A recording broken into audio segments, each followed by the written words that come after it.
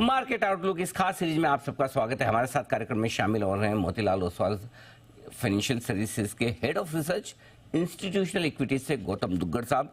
बहुत बहुत स्वागत है गौतम जी, धन्यवाद समय देने के लिए। और आपने चुनाव के नतीजे के बाद संडे को एक बहुत ही इंटरेस्टिंग रिपोर्ट लिखी है, मैंने पढ़ी भी है, लेकिन मैं नहीं बताऊंगा, दर्शकों को आप ही बताएंगे। रिपोर्ट आपने लिखी है, जरा बताएं सर, क्या क्या खास ऑब्जर्वेशन इन नतीजों को देखने के बाद आपने निकाले हैं? गुड मॉर्निंग अनिल जी, धन्यवाद यहाँ बुलाने के लिए।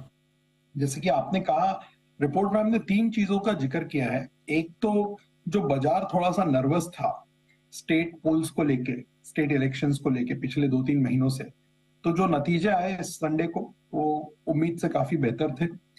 चारों स्टेट्स में क्लियर मेजॉरिटी था और चारों स्टेट में से जो 3 स्टेट बीजेपी ने जीते वो भी उम्मीद से बेहतर थे। बाजार को लग रहा था, जो एक्सपेक्टेशन था एक या ज्यादा से ज्यादा 2 स्टेट का, उन्होंने 3 स्टेट में क्लीन स्वीप किया है। इससे एक चीज जो आगे हुई है वो ये हुआ है कि जो 2024 के लोकसभा इलेक्शंस है उसको लेकर जो एक अनसर्टेनिटी था बाजार में, वो थोड़ा कम हुआ है। क्योंकि पूरा कम हुआ है अभी बोलना डिफिकल्ट रहेगा। As they say in cricket, match is not won till the last ball is bowled. So वो थोड़ा सा एक अनसर्टेनिटी हैंगओवर जो था वो कम हुआ है।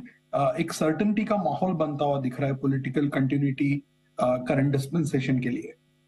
तीसरा, उसमें हमने एक डेटा दिया है जहां हमने ये बताया कि पिछले 25 साल में जो 5 लोकसभा इलेक्शंस हुए हैं, हर लोकसभा इलेक्शन में रिजल्ट्स के 6 महीना पहले से लेकर रिजल्ट्स के दिन तक बाजार ने पॉजिटिव रिटर्न्स दिया है। सबसे कम 9 या 10% आया था और सबसे ज्यादा 35% आया था, बट 5 के 5 लोकसभा इलेक्शंस में मार्केट ने आपको पॉजिटिव रिटर्न्स दिए हैं।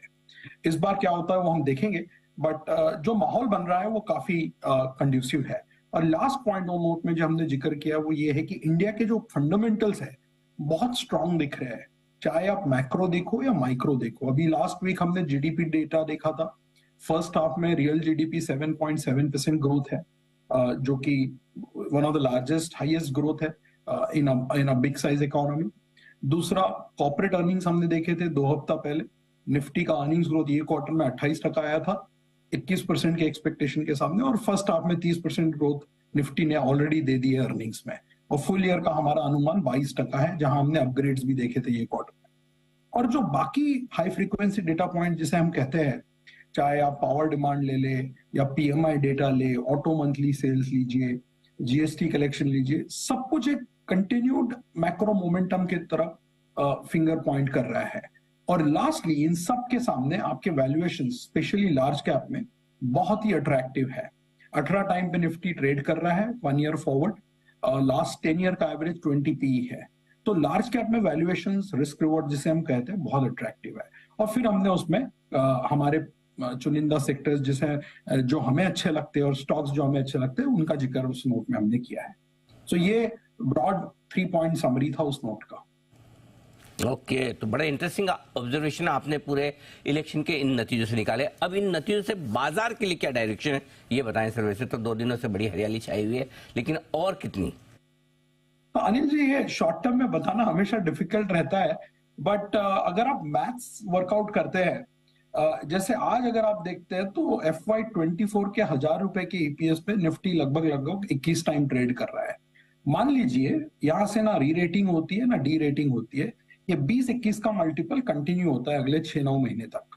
तो 6 महीने बाद जब आप FY25 का ईपीएस डिस्काउंट करेंगे, जो हमारा एस्टिमेट 1140 रुपया का है, और आप मान लीजिए 20 का ही मल्टीपल सस्टेन होता है, तो 20 गुनीला 1140 बोले तो 22,800 का नंबर आपके सामने दिखता है। और अगर मान लीजिए थोड़ा सा ब्लू स्काई सिनेरियो आप पेंट करने जाते हैं कि पॉलिटिकल स्टेबिलिटी है, क्रूड प्राइसेस कंट्रोल में है, बॉन्ड यील्ड्स स्टेबलाइज हो चुके हैं, राइट, और इकोनॉमी 6.5% के प्लस माइनस 0.2% में ग्रोथ हो रहा है, तो 5-6% का अगर आप वहां से एक ब्लू स्काई सिनेरियो ऐड करते हैं तो आपके सामने 24-25 हजार का रेंज दिखता है मैथमेटिकली। ये हमारा टारगेट नहीं है, मैं सिर्फ आपको एक पोटेंशियल प्रोबेबिलिटी कैलकुलेट करके दिखा रहा हूं कि अगर आपके हमारे जो ईपीएस एस्टिमेट है वो आते हैं और करंट मल्टीपल बाजार का सस्टेन होता है, तो मैथमेटिकली ये एक रेंज बनता हुआ दिख रहा है। अब वो 6 महीने में होता है, 12 महीने में होता है, 9 महीने में होता है, बताना बहुत डिफिकल्ट है। पहली बात तो ये कि होता है या नहीं वो भी बताना बहुत डिफिकल्ट होता है शॉर्ट टर्म में, but I was just giving you mathematical नहीं नहीं सर होगा, सिनेरियो। बिल्कुल बिल्कुल होगा, जरूर होगा। आजकल तो सर काम ऐसा हो रहा है ना, 6 महीने का काम 6 हफ्ते में, 6 हफ्ते का काम 6 दिनों में, 6 दिनों का काम 6 घंटे में हो रहा है। स्पीड तो ऐसी है मार्केट की, पूछो मत। जो स्पीड से भाग रहे हैं, मतलब समथिंग अनबिलीवेबल। एनीवे, तो चीजें भी इतनी बड़ी हुई है। अच्छा सर बताएं, आप कहाँ बुलिश है, अब इस माहौल में क्या खरीदना चाहिए?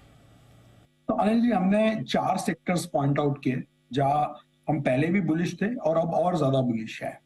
सबसे पहला बैंकिंग सेक्टर, चाहे प्राइवेट हो, पीएसयू हो, नॉन लेंडिंग फाइनेंशियल्स हो, बिकॉज वैल्यूएशंस बहुत ही अट्रैक्टिव है लार्ज कैप बैंक्स में। हमारे मॉडल पोर्टफोलियो में पीएसयू बैंक्स का ओवरवेट ज्यादा है। हमें दोनों प्राइवेट पीएसयू अच्छे लगते हैं। हमने उसमें स्टॉक्स भी पॉइंट आउट किए उस रिपोर्ट में, SBI, axis, ICICI. Non lending में हमें एंजल ठीक लगता है। एनबीएफसीज में हमें बजाज फाइनेंस, चोला, ये सारे शेयर्स अच्छे लगते हैं। दूसरा सेक्टर जो हमें बहुत पसंद है वो है इंडस्ट्रियल्स। वहां हम पहले से ओवरवेट है और कल एक हमारा थीमेटिक बड़ा रिपोर्ट आया है 11 नए कंपनीज के इनिशिएशन के साथ। हमें लगता है अगर ये गवर्नमेंट वापस चुन के आती है मई में, तो जो उनका focus manufacturing, investment, capex, infra, इन सब चीजों पे है, वो और ज्यादा बढ़ेगा। आप उसमें रेलवे भी ऐड कर सकते हैं। सो इंडस्ट्रियल्स में हमें एलएनटी, एबीबी, ये स्टॉक्स अच्छे लगते हैं। तीसरा सेक्टर ऑटो, जहां पे हम ऑलरेडी देख चुके हैं कि अर्निंग्स बहुत स्ट्रांग है। ये क्वार्टर जो था 2Q FY24, ये चौथा ऐसा क्वार्टर था जो ऑटो नंबर 1 रहा है अर्निंग्स ग्रोथ में, और हमने अपग्रेड्स देखे हैं, राइट। और वहां पे भी वैल्यूएशन हमें काफी ठीक ठाक लगते हैं। तो वहां हमें M&M, हीरो होंडा, क्राफ्ट्समैन, ये सारे शेयर्स अच्छे लगते हैं। और लास्टली कंज्यूमर डिस्क्रिशनरी, जहां पे हमारा बायस पूरी तरह से डिस्क्रिशनरी की ओर है। जैसे हमने पहले भी कई बार बात की है, टाइटन हमारा वहां पे नंबर 1 प्रेफर्ड स्टॉक रहा है पिछले 1 दशक से। वहां पे हमारा कन्विक्शन आज भी बहुत स्ट्रांग है, आज भी वो हमारा प्रेफर्ड नंबर 1 स्टॉक है। इसके अलावा फिर आप Indian hotel, Zomato, lemon tree, metro, ये सारे शेयर हमारे मॉडल पोर्टफोलियो में दिखेंगे। सो इंडस्ट्रियल में मैं एक चीज बताना भूल गया, मैं रियल एस्टेट को भी वही ब्रैकेट में डालता हूँ, सीमेंट रियल एस्टेट को। तो रियल एस्टेट में आप देख रहे होंगे कि बहुत ही स्ट्रॉन्ग मोमेंटम है fundamentally as well as in stock price. हमने अभी हमारे प्री सेल्स एस्टिमेट्स को डबल किया है। जब हमने साल चालू किया था FY24, हमारा अनुमान 14% प्री सेल्स ग्रोथ का था हमारे कवरेज यूनिवर्स के लिए रियल एस्टेट में। वो अब हमने 30% किया है ये क्वार्टर खत्म होने के बाद। तो वहां हमें गोदरेज प्रॉपर्टी, प्रेस्टीज, सोबा, ये सारे शेयर्स पसंद है। तो ऑल इन ऑल ये 4 सेक्टर है जहां पे हमारा बुलिश अंडरटोन है, और हम अंडरवेट है कंज्यूमर स्टेपल्स पे, थोड़ा सा आईटी में, और थोड़ा metals and oil and gas में। ठीक, मतलब बाहर वाले सेक्टर ज्यादा पसंद नहीं है इतना, मेटल वेटल छोड़ दिए, आईटी छोड़ दिए, अपने जो हिंदुस्तान से जो जुड़े वहीं फोकस गए। अच्छा गौतम जी, एक बात बताइए, कितने स्टॉक रिसर्च करते हैं आप जनरली? आपकी वो लिस्ट कितनी है? अभी कल के अगर आप 11 स्टॉक्स ऐड कर दे तो हम 275 के आसपास पहुंच गए हैं। अरे कल हमने 11 नए स्टॉक्स पे इनिशिएशन किया है कैपिटल गुड्स का। अच्छा। सो अभी हमारा total coverage Motilal Oswal financial services का और इंस्टीट्यूशनल इक्विटी रिसर्च 275 स्टॉक्स हो गए। वाह, 275 तो मतलब लंबी चौड़ी बड़ी टीम होगी आपके पास में। जी हाँ, हमारे कवरेज में 21 सेक्टर है और 50 मेंबर का strong institutional equity research team है, जो करीबन 21 सेक्टर देखते हैं। तभी तो मोतीलाल की ओसवाल की जो टैगलाइन है, सॉलिड रिसर्च, बिल्कुल बनती भी है। और गौतम जी उस रिसर्च के हेड हैं इंस्टीट्यूशनल इक्विटीज में, और पूरे देश दुनिया की जितनी बड़ी इंस्टीट्यूशंस हैं, म्यूचुअल फंड्स हैं, एफआईज हैं, बैंक्स हैं, फाइनेंशियल इंस्टीट्यूशंस हैं, जो बाजार में पैसा लगाती है, उनको सबको रिसर्च देने का काम करते हैं। और आपने बहुत ही बढ़िया इन्वेस्टमेंट के मौके भी बताए गौतम जी, और साथ ही बाजार का डायरेक्शन भी। बहुत बहुत धन्यवाद सर समय देने के लिए आज हमें, thank you so much. Gautam Duggar साहब बताते हुए आपको पूरा का पूरा एक्शन बाजार का ही